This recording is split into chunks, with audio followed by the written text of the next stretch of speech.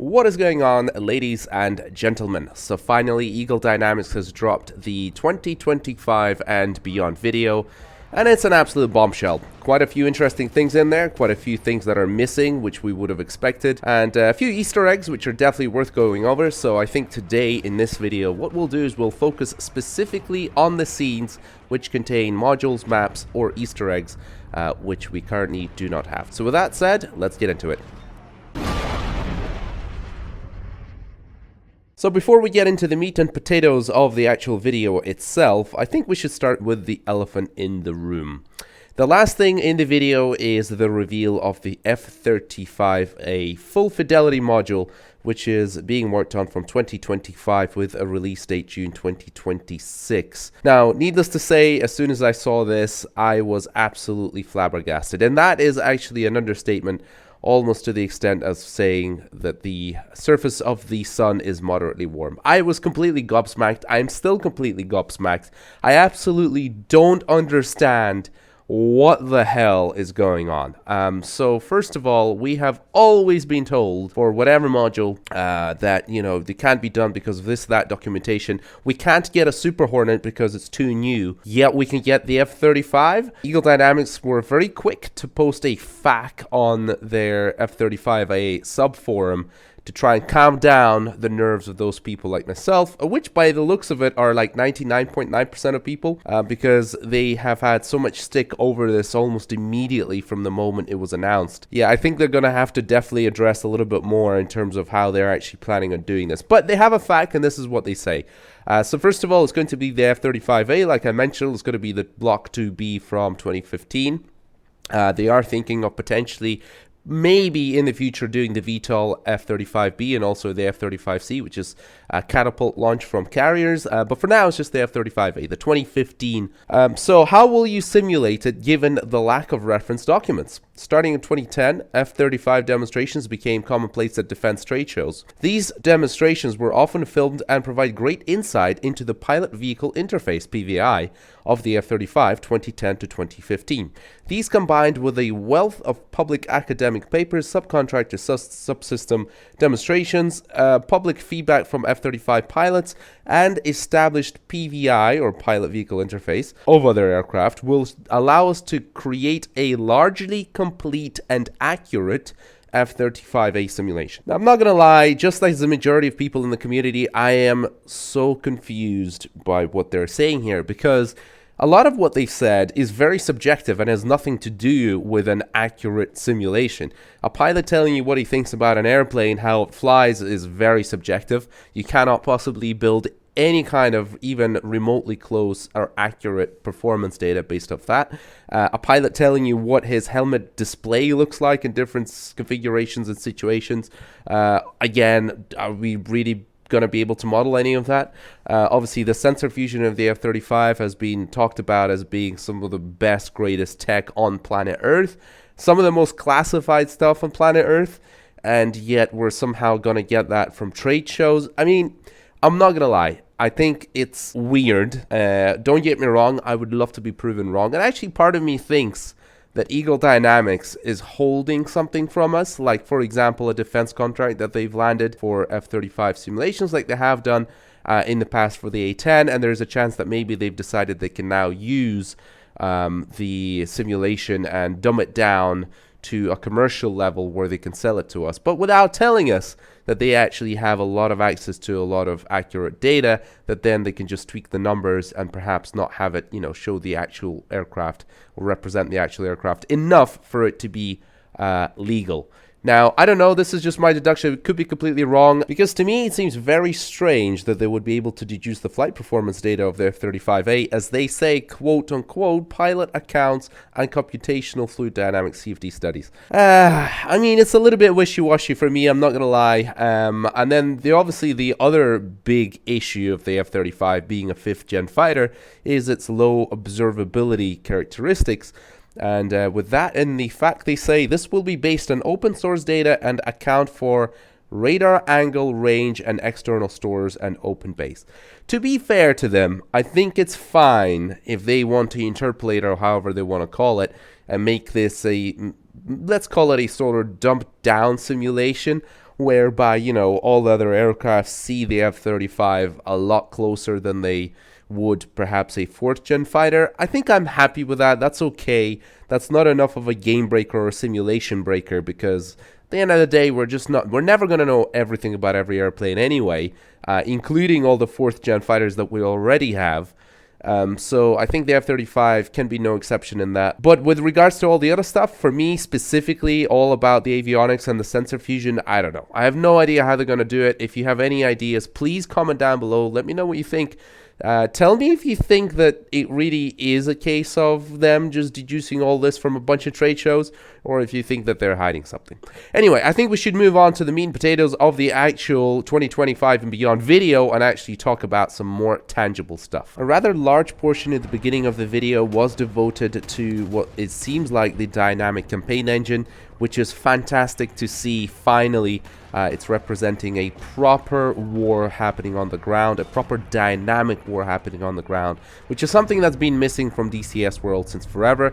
This has been in development for many years. I think a lot of us are getting a little bit tired of even talking about it, but it's great that they have devoted a huge portion of the video to this, to show their intent, that this is very important to them, and the fact that this is obviously getting much closer. I have seen a few people comment on how good the night explosions and the night scenes are, and apparently that could be a reference to the Vulkan API, which is getting closer as well, which was definitely going to help us in creating much more realistic looking and more complex scenes. Personally, I don't know. I think it looks pretty good. I don't know exactly how much better than the current version of DCS, which I think already looks pretty awesome. But I'll leave that open to interpretation for now. Now let's look at a couple of things which only appeared once in the video. Firstly, it is the Saab Draken, which was initially announced in 2017 by Heatblur as an AI-only aircraft, and yet here we are in 2025, still not here. However, we finally have one shot in the video of it, so who knows, maybe it's coming soon. Secondly, the Panavia Tornado, that's obviously been in development for a while. It's very strange that we only see one shot with it in the entire video, and even then it looks like this could actually be the existing AI Tornado, not the full fidelity one, which is being in development. So a little bit strange, we didn't see much more of it, but there you go. Lastly, there was one shot of a T-34, which looks amazing.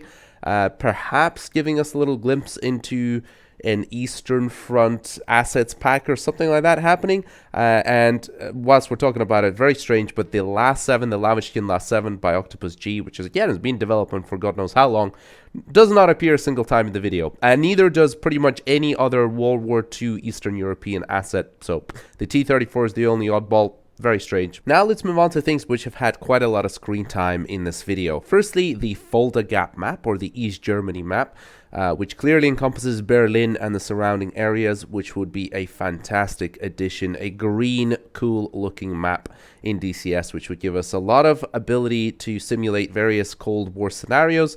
And it looks like it's based on the 80s potentially, or late 80s, just looking at the screenshot there of Berlin Schönefeld, but somebody can correct me. Also, I think the level of detail is absolutely fantastic. Now let's move on to the Eurofighter Typhoon. This was initially announced years ago, then put on the back burner by TrueGrid.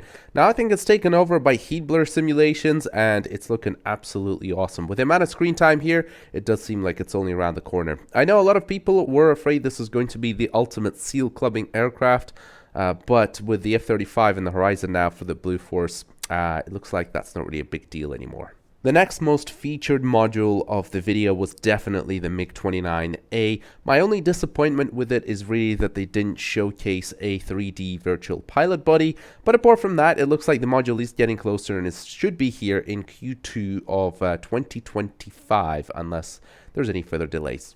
Third most featured module was the C-130 Hercules, and it appears that you can parachute cargo off the back, which is great, although it would have been great to see some more interactive cargo loading and unloading mechanics. But otherwise, it looks great. There was also a couple of shots of a new F-14 variant with a new cockpit and HUD display. I'm not sure exactly which variant this is. Somebody can comment down below. I thought it was an F-14D, but now I'm thinking it's something else. The F-100 Super Sabre made an appearance in a couple of shots. Not entirely sure why we would really want this aircraft without some sort of Vietnam era map to go with it or some extra content, but nonetheless, it is in development and looks like it's getting closer. There was one shot with a MiG-23, although unfortunately it appears that is the old AI model, not a Razbam MiG-23 that was advertised a year ago in the 2024 and beyond video, and it does seem like the work on that project is unofficially stopped. We've also had a glimpse into some new 3D models for some soldiers and ground personnel. Unfortunately, there's only 3 shots, and that is probably where my biggest disappointment of the whole video lies, because I was really hoping that Eagle Dynamics would show off some new AI mechanics. I think we're all sick and tired of AI doing really dumb things, and I think it'd be great to see soldiers taking cover behind various objects, behind buildings, running away to hide when they're being attacked by a helicopter, and, you know, just various kind of normal, obvious things that soldiers would do. And that's not to say they're not working on any of that in the background. They might be, of course. It's very difficult to show that off in a short video. But for now, all we get is 3 shots of some new 3D models for soldiers. The Marianas Islands map did make an appearance a few times in the video, although the only time the World War II version of the Marianas Islands map, which a lot of us have been waiting for, which was featured so heavily in the last year's 2024 and beyond video, it's still not here, and this is the only shot of it, with some Ju-88s getting blown up here with some palm trees in the background, which is a bit strange. And I think it kind of shows that DCS isn't really focusing on the World War II theater anywhere near as much as probably a lot of us would have hoped. And there are some more World War II shots in this whole video, which involve the Corsair, the Zero, and the F6F Hellcat. That was also featured in the 2024 and beyond video, and none of those airplanes are here still. And at the end of the video, Eagle Dynamics has announced they're working on the F-15C model, and as great as that is, obviously it's going to be a little bit of salt on the wound of the whole Razbam situation, because previously Eagle Dynamics did specifically state that they are capable of working on the F-15C, but they won't do it because the F-15E back then was in development by Razbam. There would be a little bit too much overlap, so it just didn't make sense. Now clearly they've decided it does make sense, which I think on the one hand is great, because the F-15C for me is one of the jets I would definitely prefer over the E model, but I know a lot of people will think differently, and of course the real shame is that they're kind of confirming the whole thing about Razbam not really working with them anymore, irrespective of whatever the disputes they have, who didn't pay who or whatever. I'm sure that'll get sorted at some point, but it is very unlikely that we're going to see the two companies working together. And therefore, it's very unlikely the F-15E model is ever going to get finished, and therefore Eagle Dynamics is clearly doing the F-15C, as they know that there's now not really going to be any overlap with the F-15E. Now, obviously, a lot of players will be extremely disappointed that we're not getting more Red 4 jets, including myself. Obviously, now we're in a situation where not only are we getting the club ceiling Typhoon and the F-35A, but we don't even get an Su-27 from 1989. Not even that, but the 912 MiG-29 that they're doing isn't even the Russian 912 MiG-29, because apparently even that information is classified. So they had to go to the Warsaw Pact MiG-29A version, which was a downgrade from the already completely obsolete 912. So for anybody who's saying that Eagle Dynamics is totally focused on the blue side and that they're ignoring the red side because they have so many customers in the West, it's not entirely true. I think they would definitely give us an Su-27. Heck, they would give us an Su-35, no problem. But unfortunately, the way the Russian government works is that information that is already completely obsolete from decades ago is still classified, and it's stupid and it's silly, but there's nothing we can do about it. We have to give some credit to Eagle Dynamics for trying, and certainly giving us, at the very least, the Warsaw Pact MiG-29A.